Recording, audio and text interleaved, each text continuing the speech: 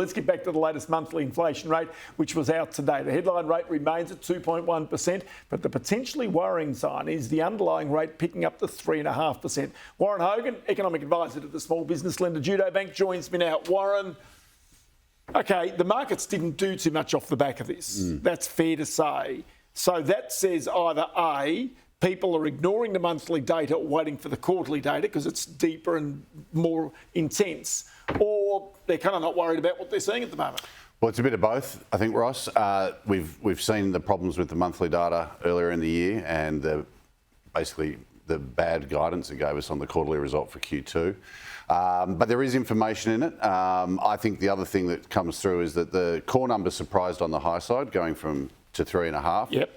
But that's still broadly in line with what the RBA is expecting. Just a really interesting one. Hindsight being hindsight, the Kiwis went much harder, smashed their economy into a recession by raising interest rates, doing what a central bank would traditionally do. Australia took a different path, softly, tried to preserve the jobs, the accord between the Reserve Bank and the government, the new rules that are out there. So from that point of view, if we look back in 3 or 4 years' time, who was right, who was wrong?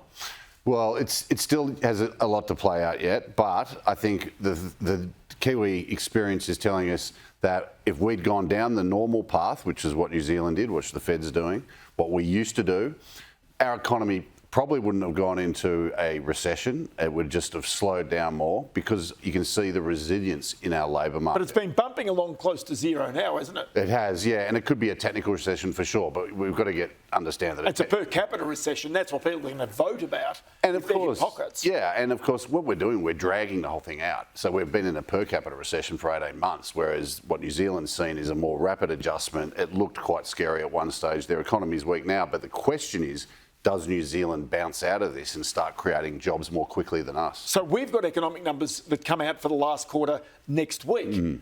Are they going to show that Australia's economy is still just bouncing along the bottom, close to zero, close to the technical recession point? Or is it likely now that maybe there's actually a bit of a pickup, which is a dilemma for the government because it may actually prompt the Reserve Bank to start having a little look at where it goes with interest rates in the future? Well, I think that's right. And yes, we are. I mean, we're going to get at least the strongest growth we've had for over a year. We've been getting very weak GDP numbers every quarter, around 0.1, 0.2, 0.3. This is going to be at least 0.5. We saw consumer spending, which is the biggest component. Retail sales is up about 0.5. Construction work done today was released. That's up 1.6. Market thought it would be broadly flat. And this is what we started to see in the partial data, the business surveys, the individual bits and pieces of data, that the economy's picking up this year.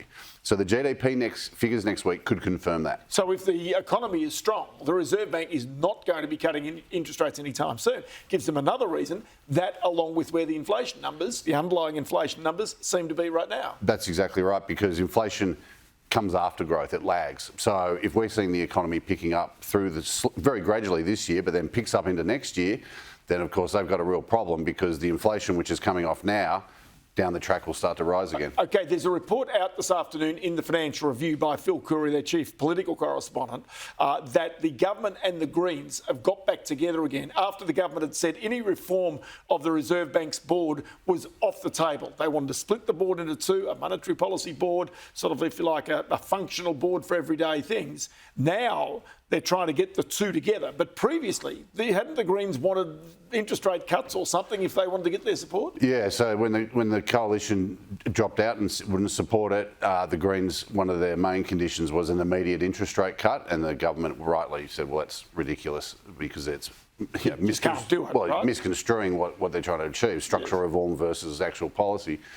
I'm not sure what the basis of the renewed talks are, but if indeed the Greens' immediate rate cut is part of it, and we see somehow that this happens, maybe early next year, then that's bad policy. So we talk about the independent Reserve Bank. The independent Reserve Bank's independent, can do what it likes. The reality is the ground rules which are set for the Reserve Bank, you must concentrate on employment. We're going to have a separate monetary policy board, which we'll appoint the members of. All of that There is politicisation of the central bank. There is no doubt. The fact that you've got a lot of Labor members who have been jawboning the Reserve Bank to cut interest rates when, if there's economic growth now, with inflation seemingly not going away, would be the completely wrong thing to do. It would be the completely wrong thing to do, and I think these numbers we're seeing highlight that. And to your point, it is only operationally independent. It's an agreement in government, sensibly in this country and most countries, to say let the Reserve Bank do what it needs, and the politicians of the day don't need to take the blame for the harsh action if they have to raise rates and slow the economy. So it's an agreement, but they are a government arm, and of course the government determines what their objectives are. Warren Hogan, always great to have you in the program. Many thanks for your analysis today. Very much appreciated. Thanks, Ross.